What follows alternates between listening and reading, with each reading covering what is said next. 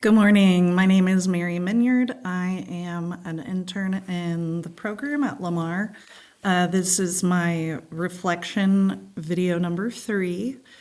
My L number is 206-45197. It's Friday. Happy Friday to y'all as well. So I recorded my observation video with my team yesterday. I had two RLA teachers in the meeting with me, Miss Cloud and Miss Curry. We had some really great discussions about writing being incorporated in class. Specifically, they spoke to me about how they incorporate it into their classes. And then I discussed what I've been doing in my class, and they kind of gave me some really good feedback on how, like, the things that were done well, but then how I can kind of vamp things up as far as writing goes in science. So the kids have been doing a really good job with their writing. Yeah, there's some issues here and there, but those are some things that we can work through as we continue to incorporate writing in science. So something I learned from observation video 3 were just some new strategies, specifically from Miss Curry. She was not part of my first 2 videos, so having her in that 3rd video, she, was able to provide some fresh input and strategies that she uses in her class. So that was really eye-opening to kind of see and observe the things that she does in her class, and kind of the lingo that I can use that is very familiar to students. So that way, those writing conventions that they use in RLA, I can also, speak to those in science. So when I say certain things about, the traces method, I've learned how to be mindful and use the verbiage that the RLA teachers use. So that's why it's consistent for kids across the board, and that, like I said, that the verbiage is the same from RLA to science. So that way it's easier for kids to understand. But then they can also see that writing is something that doesn't just need to be incorporated in their reading classes. It's something that's easily attainable in other content areas as well. Oftentimes, kids, when they hear that they're going to have to write, it's, some moaning and groaning, because it can be challenging for some students, but it's going to be important for me going forward that I choose topics wisely for writing, stuff that's going to interest kids. One thing that I really enjoyed learning from Miss Curry was her little raft kind of strategy that she uses for writing. So the R is role, A audience, F format, T topic. So, really like using science terminology, but through this lens. So for example, the role, I could do a writing with my students, the role of the sun, the audience is the plant parts. The format is that students need to write like a set of directions. And then the topic, how to use the energy you get from your body to make food, essentially, or to process and digest it, I mean. So kind of an interesting topic there, the format of how to do that writing. And that's something that I'm going to be trying next week on our Writing Wednesday is, maybe have kids write a thank you letter to kinetic energy for giving them the ability to move, because kinetic energy is energy of motion. So just kind of building a story through a science concept, and they really don't even know that they're writing because it's, that creative, fun writing. So I'm excited to do that starting next week. So yeah, the observation went well. We had really meaningful conversations, which was awesome. I loved that. I mean, even in the video, Miss Curry, ran to her room really quickly to grab her spicy chicken curry, like little doll things, so to speak. And she discussed how she incorporates those into her class. And they kind of, each of the three chickens, well, the chicken for this year and then the past 2 years, they act kind of as the elf on the shelf, kind of watching students, making sure they're doing what they're supposed to do. And if they get their points, then they get to have that free time for 10 minutes on Friday, like what she said.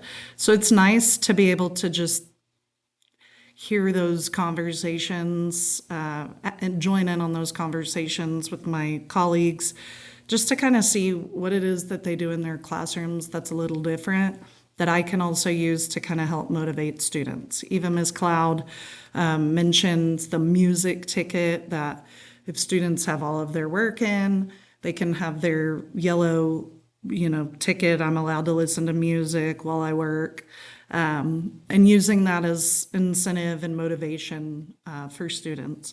I'm just noticing that it's one of those sticky things. A kid threw it up there, and I'm just now noticing it.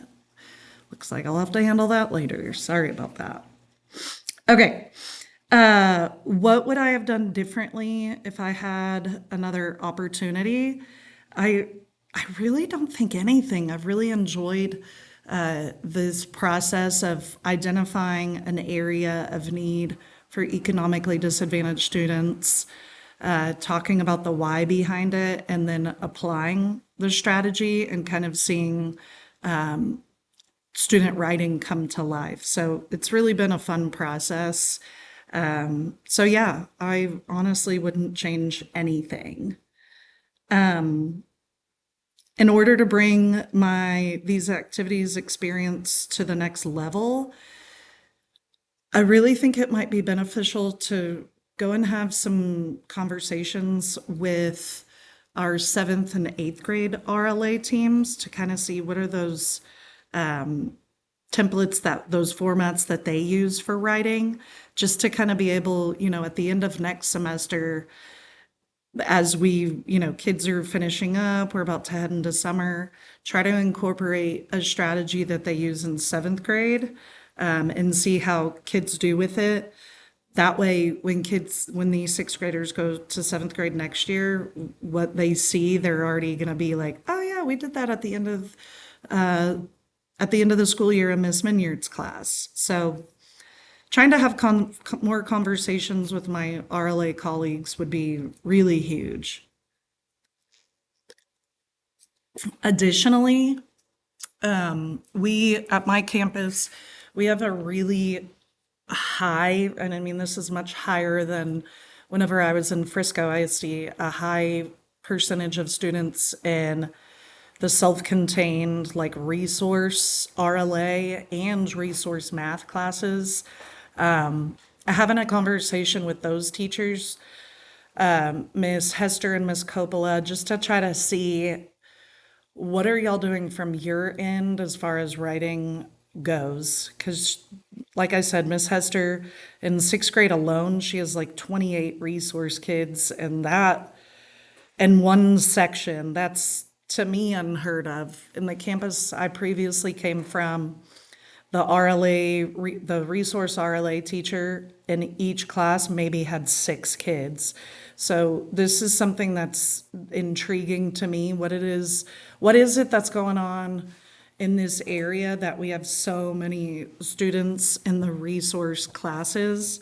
And I'm just interested to kind of see what is it that we can do more to support these kids and try to get them back into the general education classroom, with inclusion support. Like, how can we exit them from resource RLA, like I said, into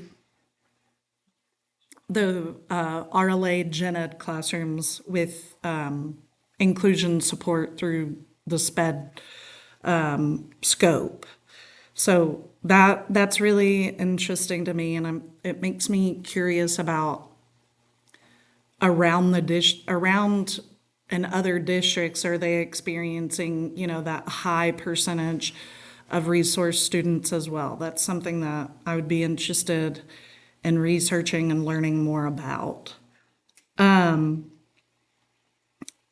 So looking at my next question, how did the coherent sequence of practicum observation videos impact your ability to leverage the strengths of others to achieve goals?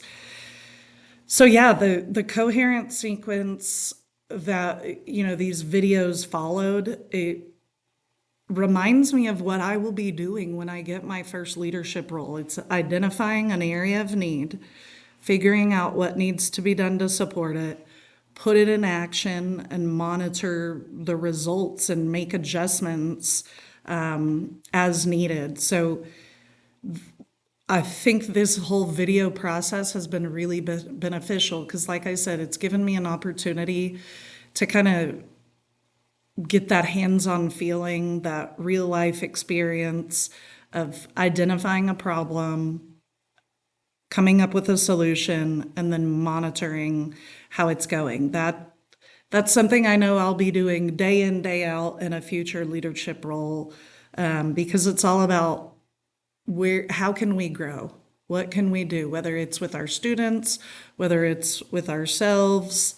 So just being really reflective is something that I've been very thankful for throughout this video process, because it forces you to reflect. It forces you to think about those things and how we can be successful as a whole. So that's been really great, and I've enjoyed that part of it. And so as far as the part of that question, leveraging the strengths of others. So yesterday, me meeting with Ms. Cloud and Ms. Curry, just having that meaningful kind of impromptu conversation, I was also able to communicate to them like the amazing things that they do. And I think in a leadership role, that's huge, is being there to support my teachers. And I think if you were to ask them right now, they, felt that sense of support, that I was there just kind of hearing their strategies, the things they are doing, and just reinforcing those awesome things that they do day in, day out in their classrooms. So just challenging my peers to be their best. That's how I can leverage their strengths and help them to achieve goals, and to just be present and attentive to them. Because that's all teachers want. They want to feel valued and appreciated and supported. And that's that honestly might be the most important thing that, to me personally, as I go into my future leadership role, is I know now as a teacher, I want to feel loved and supported and cared for. And I know that I'm going to provide that for my future staff. That's something that just comes natural to me, to be selfless and to be supportive and just be there for those people around me. So that's something I'm really looking forward to in my future leadership role. Yeah, so how did the videos impact my growth as an aspiring administrator? I feel like I've touched on that pretty well so far in the video. It's just given me that hands-on experience to identify an issue in school, come up with strategies with the help of my colleagues to kind of address the problem. And then, like I said, continually monitoring and making adjustments as needed. When you're identifying a goal or a problem, it's not just something that we look at once or twice. Okay, let's move on, whatever, on to the next thing. It's something that every day, every week, we're constantly addressing it and seeing how it's going. And like I said, making those necessary adjustments when needed. So I'm excited to continue with writing in my class. I believe I mentioned in the video yesterday, I can't remember, but we do Writing Wednesday in science. So kids know the second they walk into class, The bell ringer is going to be some type of writing format. So it's not something that they're going to be, come and be shocked. They know if it's Wednesday, we're writing. So once we get that routine in place, I think kids, they'll come in and it's just going to become a breeze because they've had so much exposure and experience with it. So looking forward to continuing that. And again, like I said, monitoring how it's going for the remainder of the year. And then, if there's a new need that pops up, then that's something that I'll address, come up with strategies to solve it, and then continually monitoring it. So thank you for your time, and I hope you have a great rest of your day. Thank you.